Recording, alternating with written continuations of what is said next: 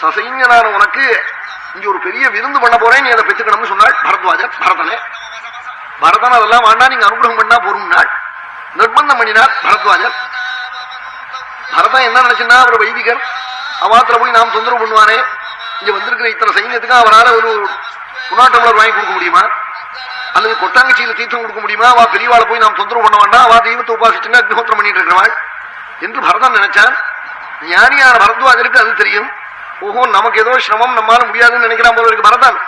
நம்முடைய வைதிகமான சக்தியை காழ்மிச்சு பண்ணோம், நம்ம இடத்துல இருக்கிற தபசக்தியை காழ்மிச்சு பண்ணோம் தீர்மானம் பண்ணி, நிச்சயம் வந்து சைன்யத்தோட கூடினா உனக்கு ஒரு பெரிய விருந்து பண்ண போறேன் என்றாள். விருந்து பண்றதுன்னா அவர் என்ன குண்டு நாராயணன் சொல்லி என்னப்படுமா, சமையலுக்கு என்ன பண்ணினார், அக்னிஷாலாம் பிரவிஷ்யாத ஆதித்யஸ்ய கிரியாஹேதோ விஸ்வகர்மானமாஹ்வயத். அக்னிஹோத்திரேல சாலையிலே போய் ஆச்சமனம் பண்ணி நமஸ்காரம் பண்ணினானாம் அக்னியே.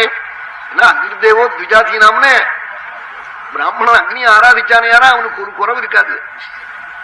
ஆமா, பிராமணனுக்கு வாக் சித்தி எல்லாம் அக்னி ஆராதிப்பதுனாலே. அக்னிஷாலாம் பிரவிஷ்யாத பீத்வா பரிமிருஜ்யத ஆதித்யஸ்ய கிரியாஹேதோ விஸ்வகர்மாணமாஹ்வயத். அக்னிஹோத்திரசாலையில போய் கார்கபத்தியத்தை நமஸ்காரம் பண்ணி அதிதி சத்காரம் பண்ணுவதற்காக விஸ்வகர்மாவை வரணும்னு பிரார்த்திச்சாலாம். அக்னி சந்திசில போய் பிரார்த்திச்சா விஸ்வகர்மா வந்து புதிச்சார். மனசுனாலே நிர்மாணம் பண்ணப்பட்டு போட்டு கிரகங்கள்லாம். என்ன குதிரை தேய்க்கிற பயலுக்கெல்லாம் தனித்தனி பங்களா, அப்படி சிருஷ்டினே ஒருமனை குதிரையை தேய்ச்சிட்டு இருந்த பயலுக்கு தனி பங்களா, அப்படி ஒரு பெரிய உபச்சாரம்.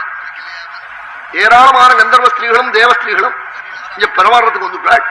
பாகங்கள்லாம் எப்படின்னா நதி நதியா ஓடுறது, பாயசங்கள்லாம் பட்சங்கள்லாம் மலமலையா குவிஞ்சிருக்கு. இப்படி திவ்ய கிரகங்கள். அப்யேகமேகம் புருஷம்